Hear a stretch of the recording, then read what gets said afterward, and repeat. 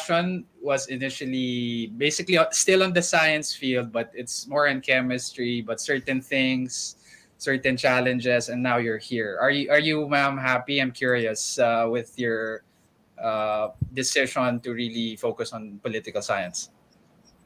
Yes, just yesterday I was talking with my security, the Marines, and I was telling them, can you imagine if I had been a chemist? I said I would have married a boring chemist, and got my dresses is splattered with all the acids I'm using and like that. And yeah, the universe has a way of telling you that I am not bound to be a chemist. All right. I heard that. So, welcome to our new episode for Kumita Journey. And our guest today is syempre, our beloved Professor and Dr. Clarita Carlos, who will basically talk about her career in the political science field. And at the same time, uh, she's going to answer some very important questions on few things that will affect us being being an entrepreneur or someone who's in the corporate world. And syempre would like to get her insight so we could be ready and be prepared for this journey called Kumita Journey. All right, so we have her. I have my partner here, Nell. How are you excited, Nell? Yes, excited ako And with this syempre, show. let's bring in Professor. Hi, ma'am. How are you? Hi, okay. Good morning to both of you, Nell and Christian. And thanks Good for morning. having us. Thanks for joining us today. So, syempre, first question, ma'am. Ang curious yung audience natin, no? So, Nell has a question straight from our viewers' communities. No? Nell? Ma'am, what motivated you to choose political science as a career? Was it an early passion, or were there external factors such as family influences or pivotal events that guided your decision? How has this initial motivation shaped your career trajectory? Well, in 1962, when I was a freshman in the university, I was Mm. very good in my high school chemistry, and so I enrolled as a BS chemistry major. So, if you look at my annual in the St. Joseph, my ambition there said I wanted to be a scientist because I wanted to be a chemist, and that's how I enrolled in the UP. But a semester on, I discovered that I could not pass my quantitative chemistry, try hard as I could. So I talked to my father and I said that I wanted to shift to something that would be my next interest, and that would be languages. And so I shifted to Bachelor of Science in Foreign Service, which I finished in 4 years. And after that, I graduated when I was only 20, and I was 3 years short of the requirement for the Foreign Service exam. So I wanted to go back to the university to study again. And the MA closest to Foreign Service was political science. All right, when I was doing graduate work here, one of my professors was a chairman of our department. And the chairman at the time was the one who appointed, who hired, and who fired. And one day, one of our senior faculty had to do a major operation and left all her classes. And the chairman of the department came to the class and just declared, okay, one of you here is going to teach one of the courses that had been left by a senior faculty. And that is you, Reyes. That was me. That was 77 years ago. 57 years ago, correction. 57 years ago to date. That's the long answer Wow. to your question. Thank you for that.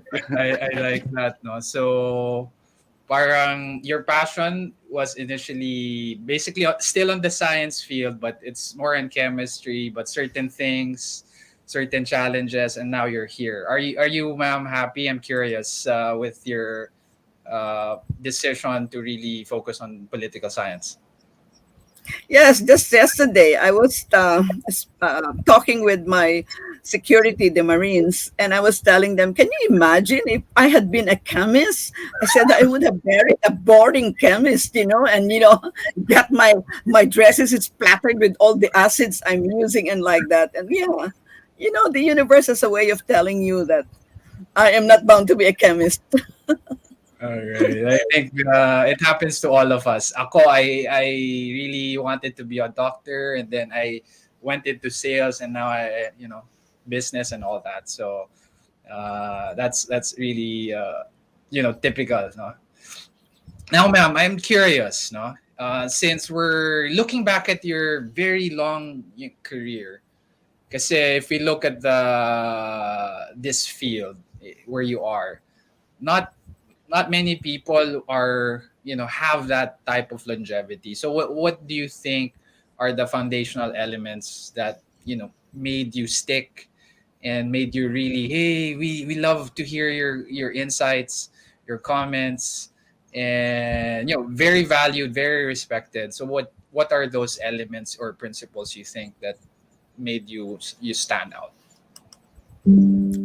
I think at bottom it would be hard work, true grit, and just passion. I love what I'm doing. I love teaching. Teaching to me is the fact that I'm getting a few pesos here and there to teach. It's just bonus.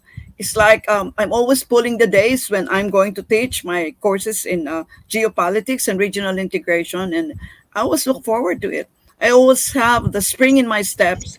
I live here in the university, so my classroom is only like 15 minutes away walking, and maybe 5 minutes if I take a ride and like that. So I think the important thing about any profession for that matter is that you love what you're doing. Otherwise, even in the morning, you'd be hard pressed to even wake up because you don't like what you're doing. But because I always look forward to what I'm doing, the pandemic was good for me because I was reading and reading all the time. You know, I really turned it into something useful for me like that. Okay, thank you for that. And for our audience, I think we notice in all our episodes, no, it's really the passion that helps us sustain it. No, it's not just just doing the work. It's really you love what you're doing and you're adding value. And ma'am, I'm curious because what I notice, I read news also, no, not just in the Philippines, but around the world as well. And what really drew me to you and basically to follow, whatever you're saying is, I think you're balanced, you're nuanced, and we don't see that a lot, no. So is that something you already are? Before you were building that career, medyo not only balanced but ano talaga straightforward, and what's the issue at heart. Yeah, but it's because I'm trained to be a scholar. As a scholar, you only open your mouth because you have the evidence conditions behind you. If they are not there, you shut up. That's why I say the best profession is really to be a scholar because you're always leaning on science.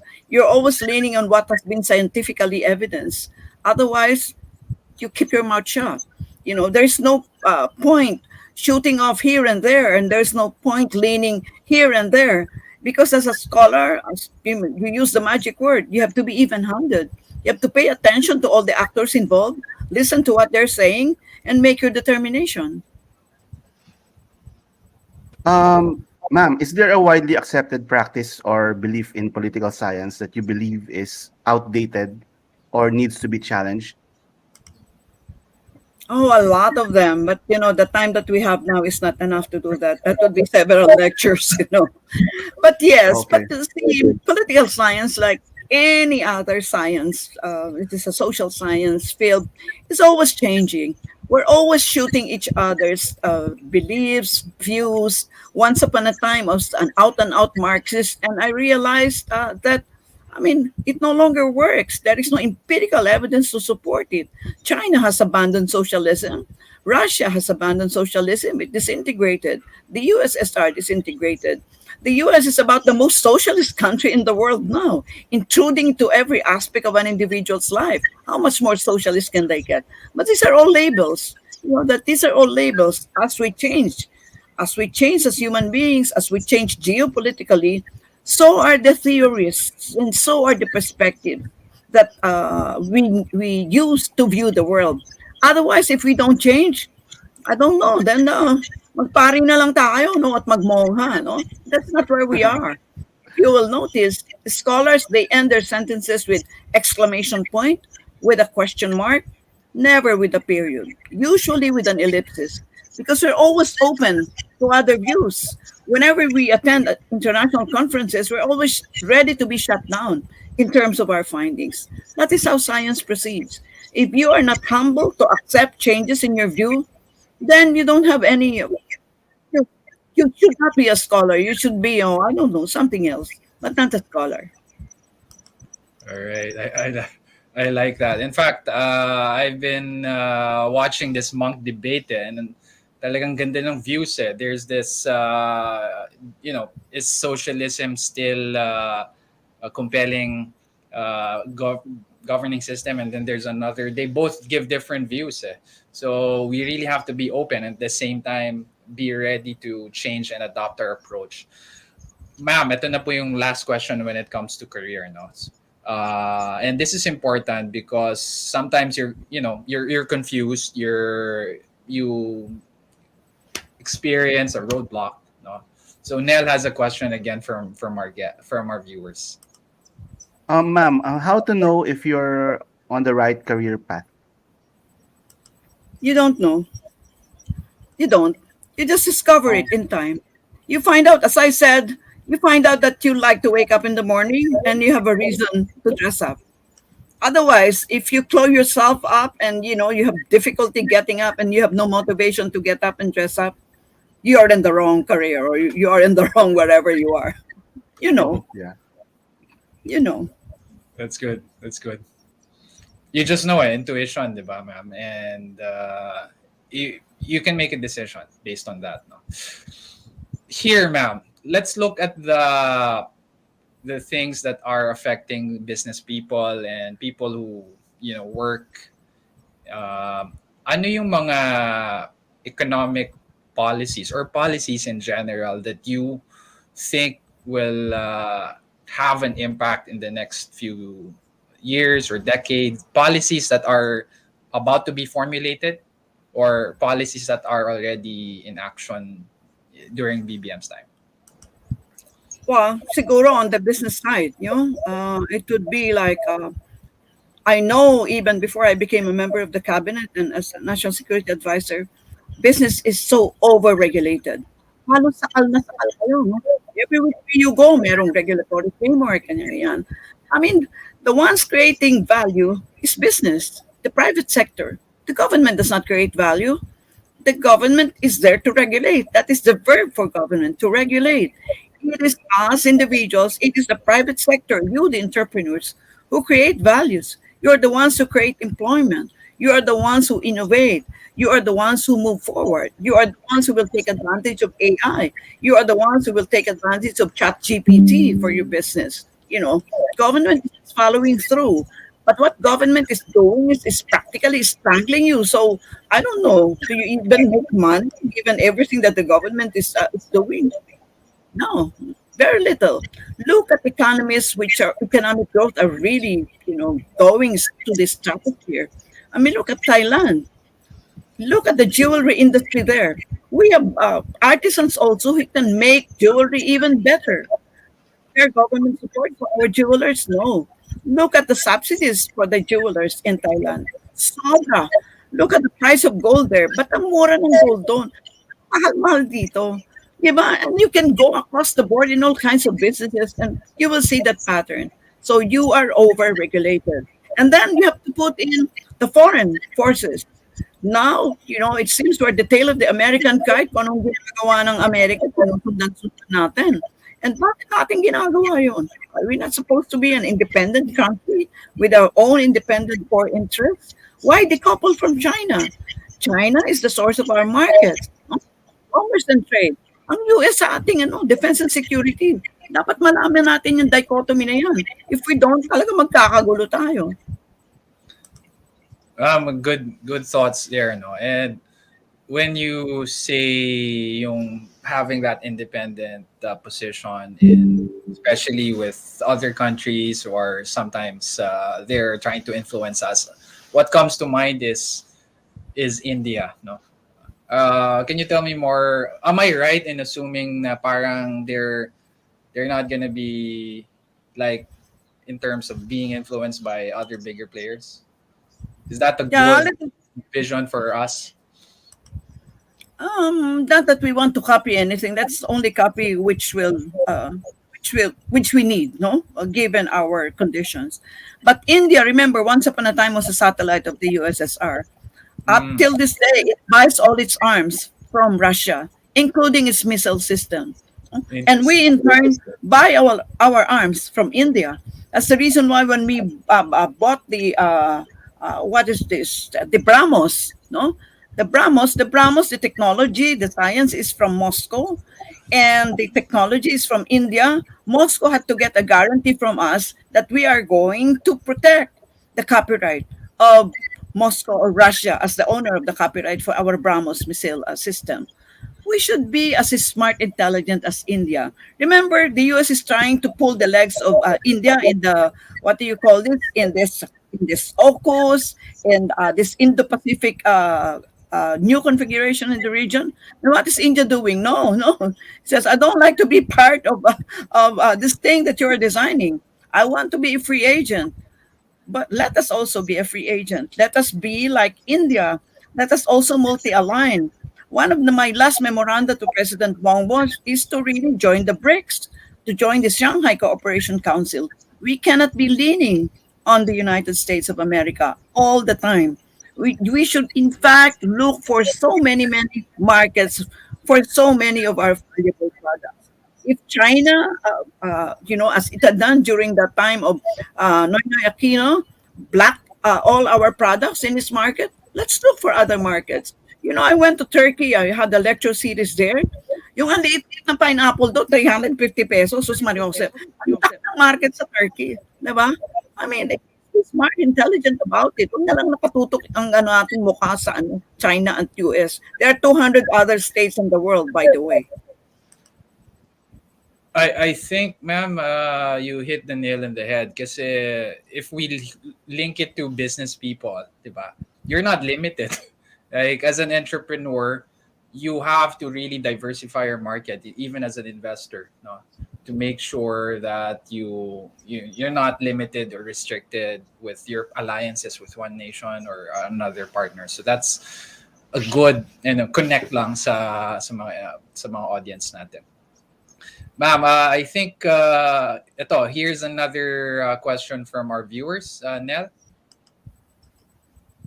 Ma'am, can you share a specific scenario where you had to navigate a complex political situation? What was your approach and what was the outcome? Mm, oh, too many of them, but maybe the most recent one comes to mind. Why did I resign as NSA? Yes. Mid-January. Because when the president talked to me and told me that there is a new factor in regard to my work, I simply told him, Mr. President, I'll solve your problem. I'm going to resign.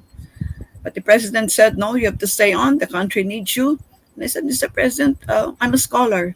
You selected me as your national security advisor. You didn't know me from Eve. I think you knew me only as a scholar. And he said, no, then the president said, you can head any agency you want. You can be ambassador in any country you want. All of them I rejected. I said, no, I don't want any of these things. I'll just go back to the university and teach. And Martin Romualdez happened to be there, and he said, oh, I have a place for Dr. Carlos. There is a think tank in the Congress. And that is where I am right now. Right now, I'm the chief policy advisor of Martin, of Speaker of the House. And still, I'm doing security sector reform. So I'm happy where I am. That's what I mean, because of my long years of experience, I know what I want and I know what I don't want. And I'm my own person, and I don't want to be rich. I just want to have enough money to get by, to pay Meralco, water, etc., like that. And when you're as old as I am, I just turned 77 recently, you have very few needs. The only thing you want to do is to make this administration succeed and to be part of that change, to the extent that you can. All right, ma'am. Syempre ako, my interpretation there is from the lenses of a businessman and a career professional. And what I'm seeing is, if you know your value, you know your specialization, and you're being pulled in one direction or another, you can always go back to your strength. And eventually that value will generate another opportunity. So, Yeah, ma'am, but Christian, if I may interject, sige, ma'am. on your own, if I may interject, on your own, hindi mo magagawa yan eh. Lalo na kung MSME ka. Tignan mo yung mga trade fairs. Makakapunta ka ba sa Germany para magpakita ng produkto mo doon? Hindi. Diyan ka dapat tulungan, alalayan ng gobyerno. Minsan Christian, dito nga may trade fair dito. Halika, ako mag-subsidize ng pamasahe mo, ikaw na lang maghanap hotel. Ganon, di ba? Para makita mo ipakita mo yung produkto sa sa mga Europeans, ganyan. Yun ang sinasabi ko. Magkaroon ng partnership ang MSMEs natin para lumawak yung ating mga export opportunities, di ba? That is how it works. And that is how it works in many countries where economic growth is really, going to the stratosphere. The government is supporting small, micro, and medium size businesses. That is what our government should be paying attention to because that is the one that creates value. Exactly, ma'am. Thank you for that. And I want you always to interject if I missed something or that's Yeah, good. thank you. Appreciate that, ma'am. Ito question. What's your prediction in the Philippine politics now in terms of who will run in the next election in terms of the president or any mga changes in the parties? What's your prediction, ma'am? We're curious.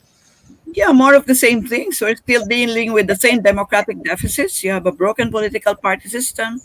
So that means political party members, they don't really have any loyalty to their party and they will jump from one party to another and maybe earn more points doing that way. And because you have that kind of configuration, then whatever promises your candidates give you, they're just laway, no? Because the parties that candidates will give will have to be backed up by the political party.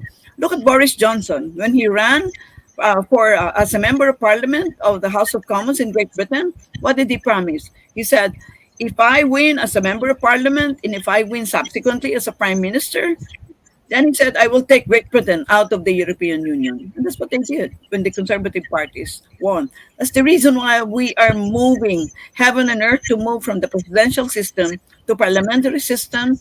So you will have a political party which is really accountable to the people and accountable for their policies. Whenever such policies no longer work, then they get a vote of confidence, they are kicked out, and we change them. That's how it is. May chances ba to move to that type of system, ma'am? Malaki ba Yes, yeah. Well, not big because the Senate doesn't want to budge and does not want to go along with the House to really push constitutional changes because both chambers will have to work either as a constituent assembly or to have a constitutional convention to change our basic law. Otherwise, if you don't have cooperation for the Senate, nothing will move. Ito, ma'am, I'm not an expert, so pardon me if I make the wrong assumptions. Like in the US, no, if we have like two-party system, I'm sure that may not be your suggestion, no? But in the US, it's like super divided because of that two system. So I think in benefit naman ng system natin, nagkakaayos yung mga politicians. So I guess what's your view on that in terms of the division because of restrictions if there's only two systems in place, two-party system? Well, our error in judgment is that we put in our 1987 constitution that we shall have a multi-party system. You don't ever put the political party system in the constitution. You allow the dynamics of the system to bring that about, either whether it is one party, two-party, multi-party. There is nothing virtuous about any one of these modes. What we need to do is whichever kind of party system will be good for our political culture, our political need, our economic requirements. That is the party system that will emerge. If you have a parliamentary system, you can have two political parties, two major political parties, and you can have minor parties, like in Germany. But in the case of the United States, that is something that we should not copy. I mean, the divide between the Democrats and the Republicans are really so huge that it's really affecting the interests of the American public already. So let's not go there. you know. So again, if we shift to a parliamentary system, so many things will happen. There will be no issues of term limits. There will be no issues of political dynasties, and it'd be so easier to kick out governments of the day, not through impeachment, by just voting them out. All right. I like that. I like that. Eto, ma'am. Let's move to the hot topic for business people. No, it's about China. So we have another question from our audience, Nell. Can you think of a scenario, Ma'am, where China's influence in the Asia Pacific region have could have been beneficial for the Philippines economy and business environment? Well, the first thing that we think about is China's Belt and Road Initiative. But if you will notice, at that time they introduced that. It would be in the early, this would be like 2012, 2013. Noynoy Aquino was so against China, and really did everything to make China livid with anger. And so what happened there? We were not even included in the Belt and Road Initiative. The Belt and Road Initiative, BRI for short, was supposed to be China's monumental effort to build infrastructure around the globe, around the planet, in terms of on the sea and on the land. And if you're not included there, that one is a Belt and Road Initiative for economic development, for economic interaction. And mercifully, now we are included there, but our bureaucracy, the way we do things, the unease within which we do business, that is the one going against it. Remember, during the 30th time, 30 moved towards China. And yet, how many, gargantuan projects, how many ambitious projects were realized on the ground? Very little. I can't even think of one right now. But that's because the bureaucracy, many factors on both sides, on the Chinese as well as on the Philippine side, that really prevented such things to happen. Otherwise, we could have connected all our major islands with the great architecture and the innovations of China. China is now leading in all infrastructure. It has the longest railway. It can build. It can link two islands so far apart in so short a time because they already have the technology. That is the one that we need to get here in the Philippines to link all our islands which are so isolated. But politics interferes.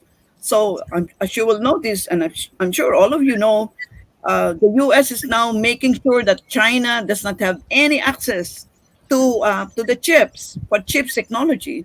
But what Yes. China is doing, and this is not a pro-China position, what China is doing is really getting all its scientists to work on the chip technology and produce their own. So why not? Mhm. Ito, just a follow-up question. And I've been reading a lot of articles about China's population, and there's alarm, red flags that there's going to be dangers in their economy because of yung population pyramid nila na pag diamond na ata or something eh. So this will, and I asked this question for sa isang economist, and they're saying that there's going to be like an economic shift eventually. Pero my view is if we're gonna go AI and heavy in robots din in China, so they can compensate with yung population yung productivity nila with those things. So what are your thoughts there, ma'am? This is it's again propaganda against China. The whole world is aging. It's not only China. But nyo ba dinuduro yung China? The whole world, including us, are aging. Not only because I'm elderly. If 10% of your population is 60 and above, you are an aging population. The only several countries which are not aging are in Africa, where they have more than 2.2 population growth rate. So why in heaven's name are they singling out China? All the other countries are following what China is experiencing right now. You young people, Christian, Nell, you don't want to have children. You want to get married. You don't want to have children. You want to get rich. And by the time you decide to have children, your wife's ovaries have dried up. and therefore you go for in vitro. That's all over the world. I just finished a book on that, on population aging. So it's not only China, which is what going through this. The fertility rates are going down tremendously, and then because of medical advances, people are living up to 100 because of medical. That's all over the world, except in some countries in Africa, where their population growth rate is still more than 2.2% per annum. I like that. Kasi yan yung mga yung mga ganyang insights, it's not there, no? I mean, it's not being repeated all throughout it. And we thank you for that, ma'am, for that particular insight. We move to, syempre, another topic that affects all businesses is yung, syempre, oil prices going high. And a big part of that started because of the Ukraine-Russia war, So we have another guest, visitor question rather, yung mga viewer question natin. Nel? If the Ukraine-Russia war escalates further, what do you think would be the potential implications for the Philippines, and how should businesses prepare? Actually, prices go up and down, not because of Ukraine and Russia conflict. Prices go up and down because of the decisions of the OPEC countries. These are the major exporting countries. Right now, ang taas na naman ng diesel, ng gasolina, kasi nag-reduce sila ng production. Wala namang kinalaman yan sa Ukraine, saka sa Russia.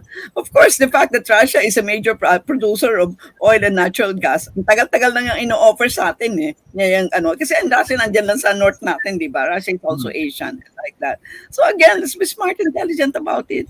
Wag natin lagyan ng flag yung oil and natural gas. Kung sino magtitinda sa atin mababa, bilhin, di ba?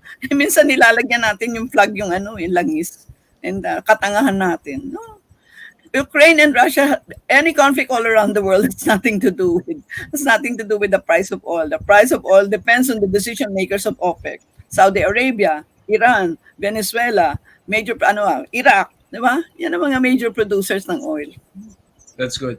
And ma'am, di ba yung eto, I'm not sure if this is correct, but because of this, na-take advantage ni Russia ngayon yung prices. So they're actually getting richer. Is that correct? Because of the oil prices going high.